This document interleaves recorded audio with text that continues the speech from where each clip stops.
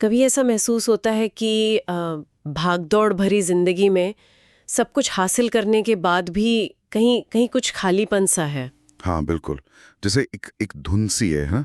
और हम असली चीज शायद देख ही नहीं पा रहे हैं। सही कहा। तो आज हम इसी तरह की एक गहरी गुत्थी को सुलझाने की कोशिश करेंगे। अच्छा। हाँ, एक बहुत पुराने ज्ञान के चश्मे से देखकर ईशावास्य उपनिषद। वाह, ईशावास्य उपनिषद, बहुत हाँ, गहरा विषय। बिल्कुल। और हमारे पास रमेश चौहान की किताब ईशावास्य उपनिषद प्रसाद का एक हिस्सा है। अच्छा, रमेश चौहान जी की व्याख्या। हाँ, जो खास तौर पर इसके तीसरे श्लोक पर रोशनी डालता है। तीसरा श्लोक, हाँ वो महत्वपूर्ण है। और ये श्लोक अज्ञान मतलब खुद को पहचानने में नाकामयाबी और उसके जो नतीजे होते हैं उसकी बात करता है। तो आज हमारी कोशिश यही रहेगी कि इस प्राचीन विचार की तह तक जाएं और समझे कि आज की दुनिया में भी ये कितना मायने रखता है। जरूर जरूर, देखते हैं। तो चलिए शुरू करते हैं। वो तीसरा श्लोक कुछ इस तरह है। असूर्या नाम ते लोका अंधेन तमसा वृता तामस्ते प्रेत्यभिगच्छन्ति ये के चात्महनो जनः। अब सीधे शब्दों में कहें तो इसका मतलब क्या हुआ? मतलब है असुरों के कहे जाने वाले वो लोक, हाँ, वो घोर अंधकार यानी अज्ञान से ढके हैं। अंधेन तमसावृता, हाँ। और जो लोग आत्महन होते हैं यानी अपनी आत्मा का हनन करते हैं, वो मरने के बाद उन्हीं लोकों में जाते हैं। ठीक। अब ये आत्महना शब्द, आत्मा का हनन करने वाला, ये सुनने में ही कितना गंभीर और चौंकाने वाला लगता है। हाँ, लगता तो है। क्या इसका मतलब सच में अपनी आत्मा को मार देना है? ये थोड़ा अजीब नहीं लगता? ये सवाल बहुत जरूरी है क्योंकि यहीं पर उपनिषद का गहरा अर्थ छुपा है, जैसा आपने कहा। हाँ। और जैसा कि स्रोत यानी रमेश चौहान जी की व्याख्या बताती हैं, आत्महना का मतलब वो नहीं है जो हम सोचते हैं, शारीरिक आत्महत्या या किसी की जान लेना। अच्छा, तो फिर क्या है? उपनिषद के कॉन्टेक्स्ट में ये उन लोगों के लिए इस्तेमाल हुआ है जो इंसान होने का सबसे बड़ा मौका गवा देते हैं। सबसे बड़ा मौका वो क्या है? खुद को जानने का, अपनी आत्मा के असली स्वरूप को पहचानने का मौका। ओ, जब कोई अज्ञान में, मोह में, मतलब दुनिया की चकाचौंध में फंसकर अपनी असली पहचान, अपनी अंदरूनी ताकत को भूल जाता है, उसे नजरअंदाज कर देता है, तो उपनिषद उसे आत्मा का हनन कहता है। तो ये एक तरह का आध्यात्मिक सुसाइड जैसा हुआ। हाँ, आप कह सकते हैं आध्यात्मिक आत्मघात, अपने सच्चे स्व को पहचानने से इनकार कर देना। स्रोत इसे कहता है आत्मा के वास्तविक अस्तित्व और जीवन के परम उद्देश्य से मुंह मोड़ लेना। अच्छा। ये ऐसा है जैसे मान लीजिए आपके पास कोई बेशकीमती हीरा हो, पर आप उसे कांच का टुकड़ा समझकर फेंक दें। वाह, क्या मिसाल दी है। तो ये शारीरिक नहीं बल्कि आध्यात्मिक स्तर पर खुद को नष्ट करने जैसा है। बिल्कुल, अपनी ही क्षमता को पहचानने से इनकार करना। और फिर ये असुरिया लोका, असुरों के लोक, क्या ये नरक जैसी कोई जगह है जहां बुरे काम करने वाले जाते हैं? देखिए, स्रोत इसे पारंपरिक नरक या स्वर्ग की जो धारणा है उससे थोड़ा अलग करके देखता है। अच्छा। हाँ, असुर शब्द सुनते ही हमें पौराणिक कहानियों के दैत्य जरूर याद आते हैं। हाँ, बिल्कुल। लेकिन यहाँ जैसा श्लोक में कहा गया है, ये लोग अंधेन तमसा वृताहा हैं, यानी घोर अज्ञान के अंधेरे से ढके हुए। हाँ बिल्कुल। तो ये सिर्फ मरने के बाद जाने वाले कोई ज्योग्राफिकल जगह नहीं है। तो फिर ये उन मानसिक और आध्यात्मिक हालातों का प्रतीक है, सिंबल है, जहाँ सच्चाई की रोशनी पहुंच ही नहीं पाती। अच्छा, मतलब मन की अवस्था। हाँ बिल्कुल, ये वो अवस्था है जहाँ इंसान अपने असली स्वरूप से, अपनी आत्मा की आवाज से पूरी तरह कटा हुआ होता है, अनजान होता है। स्रोत के मुताबिक असुर यहाँ सिर्फ पौराणिक प्राणी नहीं, बल्कि वो हर इंसान है जो आत्मज्ञान के बिना सिर्फ बाहरी दुनिया के अंधेरे में जी रहा है। ये अज्ञान में जीने का नतीजा है, एक ऐसी अवस्था जहां सही गलत, सच झूठ का भेद ही मिट जाता है। ये तो वाकई सोचने वाली बात है। हाँ, इसका मतलब ये हुआ कि ये अंधकार के लोग शायद यहीं इसी जीवन में अनुभव किए जा सकते हैं। हाँ बिल्कुल, यही तो खास बात है। जैसे वो लोग जो सिर्फ पैसा, शोहरत या चीजें इकट्ठा करने में लगे हैं। हाँ। और अपनी अंदरूनी शांति, अपने मूल्यों या अपने असली स्व की तरफ ध्यान ही नहीं देते। क्या उन्हें इस परिभाषा के हिसाब से आत्महना कहा जा सकता है? बिल्कुल सही पकड़ा आपने। स्रोत इसी बात पर जोर देता है। अच्छा, स्रोत भी यही कहता है। कहता है कि ये उन लोगों के लिए बहुत प्रासंगिक है जो जीवन का सारा मकसद सिर्फ भौतिक चीजों में ढूंढते हैं। स्रोत कहता है कि अज्ञान या अविद्या एक ऐसे घने अंधेरे की तरह है, अंधेन तमसा, जो हमारी आत्मा के असली अमर स्वरूप को पूरी तरह ढक लेता है। जैसे बादल सूरज को ढक लेते हैं। हाँ, कुछ वैसा ही। जब कोई इंसान इसी अज्ञान के अंधेरे में जीता है तो वो कभी समझ ही नहीं पाता कि वो असल में कौन है, उसका यहाँ होने का मकसद क्या है। और इसका नतीजा क्या होता है? नतीजा स्रोत बताता है कि ऐसे जीवन में अक्सर मुश्किलें, दुख, भटकन और नैतिक पतन, मतलब मूल्यों का गिरना दिखाई देता है। ओह, यही है आत्मा का हनन या नाश। अज्ञान और बाहरी चीजों के मोह में फंसकर अपने असली रास्ते से भटक जाना।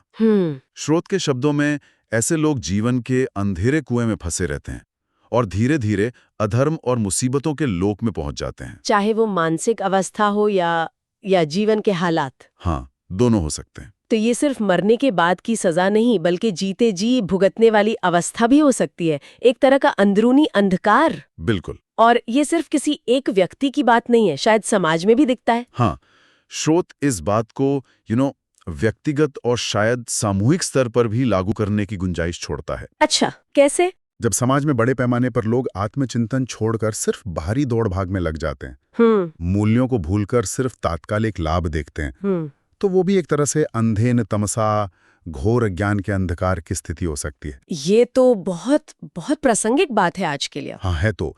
और ये जानना भी दिलचस्प है कि स्रोत सिर्फ उपनिषद तक ही सीमित नहीं रहता, हाँ, बल्कि भगवत गीता से भी इसकी तुलना करता है। हाँ, ये मैंने भी नोट किया था, स्रोत में भगवत गीता का जिक्र है। ये जानना दिलचस्प होगा कि गीता इस अज्ञान और आत्महनन के विचार को कैसे देखती है। क्या वहां भी ऐसी ही बातें कही गई हैं? हाँ, बिल्कुल। और ये देखना बहुत फैसिनेटिंग है कि हजारों साल पहले रचे गए ये दोनों ग्रंथ कैसे एक ही मूल समस्या पर उंगली रखते हैं। सही है। स्रोत भगवत गीता के 16वें अध्याय का हवाला देता है। अच्छा। खासतौर पर श्लोक 12 और 16 का। हाँ, इनमें ऐसे लोगों का वर्णन है जो सैकड़ों इच्छाओं और आशाओं के जाल में फंसे रहते हैं। आशापाशु शते बद्धाः। आशाओं के जाल में। हाँ, उनका जीवन सिर्फ अपनी कामनाओं यानी काम और गुस्से यानी क्रोध के इर्द गिर्द घूमता है। काम क्रोध परायणाः। वो अपनी इच्छाओं को पूरा करने के लिए अन्याय और गलत तरीकों से धन जमा करते हैं। अन्यायेन अर्थ संचयान। ओह, ये तो बहुत कुछ आज जैसा लगता है। हाँ, स्रोत बताता है कि गीता के अनुसार ये लोग मोह के जाल में बुरी तरह जकड़े हुए हैं। मोहजाल समावृताः। मोहजाल में। और सिर्फ इंद्रिय सुखों में डूबे रहते हैं और आखिरकार अपवित्र नरक में गिरते हैं। पतंती नरके अशुचौ। अपवित्र नरक। हाँ, अब आप देखिए, ये वर्णन ईशावास्योपनिषद के अंधकार में लोक और आत्महना यानी आत्मा का हनन करने वालों के विचार से कितना मिलता जुलता है। हाँ, सीधा कनेक्शन दिख रहा है। ये वही लोग हैं जो, जैसा स्रोत कहता है, अज्ञान और मोह में फंसकर सिर्फ भौतिक इच्छाओं, लालच और अपनी कामनाओं के गुलाम बन जाते हैं और नैतिकता का रास्ता छोड़ देते हैं। यानी गीता भी मानती है कि इच्छाओं और मोह का जाल इंसान को अंधकार की तरफ ले जाता है। हाँ, और सिर्फ इच्छाएं ही नहीं, अहंकार भी। अहंकार। हाँ, स्रोत गीता के 18वें अध्याय के 58वें श्लोक का भी जिक्र करता है। 18वां अध्याय, श्लोक 58। जी, इसमें श्री कृष्ण सीधे सीधे चेतावनी देते हैं। वो कहते हैं कि अगर कोई अपने अहंकार के कारण उनकी शिक्षाओं पर यानी सही रास्ते पर ध्यान नहीं देता, तो उसका विनाश निश्चित है। विनंक्षसी, उसका पतन तय है। विनंक्षति, विनाश। हाँ, यहां भी वही संदेश गूंज रहा है।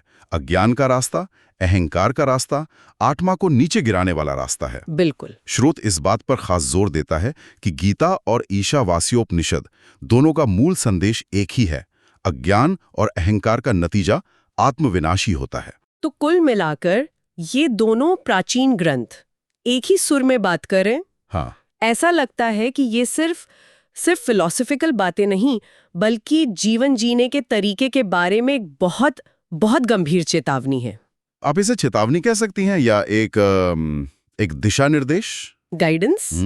दोनों का केंद्रीय संदेश यही है कि असली समस्या, सबसे बड़ा अंधकार, वो अज्ञान है। ठीक है। और इससे बाहर निकलने का, उजाले में आने का एकमात्र रास्ता है आत्मज्ञान, खुद को जानना। आत्मज्ञान। हाँ, स्रोत बहुत साफ शब्दों में कहता है कि अगर इंसान अज्ञान में जीता है और अपनी आत्मा का हनन करता है, मतलब आत्मज्ञान पाने की कोशिश नहीं करता। हाँ, उससे मुंह मोड़े रहता है तो उसका जीवन गलत कामों, मुसीबतों और दुखों से भर जाता है। ये तो कड़वा सच है। हाँ, बिना आत्मज्ञान के नैतिक और आध्यात्मिक गिरावट लगभग तय है। स्रोत इसे बिना किसी लाग लपेट के आत्महत्या का मार्ग कहता है। आत्महत्या का मार्ग। हाँ, एक ऐसा रास्ता जहाँ मंजिल सिर्फ अंधकार और विपत्ति ही है। ये कोई छोटी बात नहीं है, ये जीवन की दिशा तय करने वाली बात है। ये तो काफी गहरा विश्लेषण है। तो अगर हम इसे समेटने की कोशिश करें, हाँ बिल्कुल, ईशावास्योपनिषद का ये तीसरा श्लोक, जिसकी गूंज हमें भगवद गीता में भी सुनाई देती है, वो हमें उस खतरे से आगाह करता है जो अज्ञान में जीने से पैदा होता है। सही। अपने असली आत्मिक स्वरूप को ना पहचानना, उसे नजरअंदाज करना एक तरह का आध्यात्मिक आत्मघात है। एकदम सही। और ये हमें चाहे मरने के बाद हो या इसी जीवन में रूपक रूप से अंधकार के लोकों यानी दुख, भ्रम और भटकन की अवस्थाओं की ओर धकेलता है। बिल्कुल, लेकिन सिक्के का दूसरा पहलू भी है। अच्छा, वो क्या है? वो उतना ही महत्वपूर्ण है। अगर अज्ञान अंधकार है तो आत्मज्ञान प्रकाश है। हाँ, ये उम्मीद जगाता है। बिल्कुल, ये रास्ता हमें इस अंधेरे से निकालकर सच्चाई, मन की शांति और यहाँ तक कि परम लक्ष्य यानी मोक्ष की ओर भी ले जा सकता है। मोक्ष तक। हाँ, स्रोत इस बात पर बार बार जोर देता है कि असली खुशी, असली संतुष्टि सिर्फ बाहरी चीजों या इच्छाओं को पूरा करने में नहीं है। तो किसमें है? वो है अपनी आत्मा को जानने में, अपने सच्चे स्वरूप को पहचानने में। ये उपनिषद और गीता दोनों का निचोड़ है कि आत्मज्ञान ही इंसान को अज्ञान के बंधन और उसके कारण होने वाले दुखों से आजाद कर सकता है। तो ये सिर्फ समस्या नहीं बताता, समाधान भी देता है। हाँ, यही इसकी खूबी है। और स्रोत ये भी कहता है कि आज के युग में जहाँ लोग अक्सर भौतिक चीजों, अपने अहंकार और बाहरी दिखावे में खोए रहते हैं, तो हम देख ही रहे हैं। बिल्कुल, ये प्राचीन श्लोक उन्हें अपनी जड़ों की ओर लौटने, आत्मज्ञान और नैतिक जीवन जीने की प्रेरणा दे सकता है। ये वाकई एक जरूरी संदेश है, खासकर आज के दौर में। निश्चित रूप से। इस पूरी चर्चा से एक सवाल मन में घूम रहा है। पूछिए, जिस पर शायद हमारे श्रोता भी आगे विचार कर सकते हैं। उपनिषद कहता है कि आत्मा का हनन करने वाले मृत्यु के बाद अंधकार के लोकों में जाते हैं। पर जैसा हमने चर्चा की, क्या ये अंधकार के लोग सिर्फ मरने के बाद की कोई जगह है, या ये जीते जी अनुभव की जाने वाली अवस्थाएं भी हो सकती हैं? बहुत अच्छा सवाल है। एक ऐसी जिंदगी जो बिना किसी गहरे मकसद के, बिना जागरूकता के, बिना अपने अंदर की सच्चाई से जुड़े हुए बस जी जा रही हो, क्या वही अंधकार का लोक नहीं है? सोचने वाली बात है। किसी के अपने निजी अनुभव में घोर अंधकार, अंधेन तमसा में जीने का मतलब क्या हो सकता है? हाँ। क्या ये वो पल हैं जब हम दिशाहीन महसूस करते हैं, या जब हम जानते हैं कि हम गलत कर रहे हैं फिर भी करते जाते हैं, या जब हम बाहरी सफलता के बावजूद अंदर से बिल्कुल खोखला महसूस करते हैं?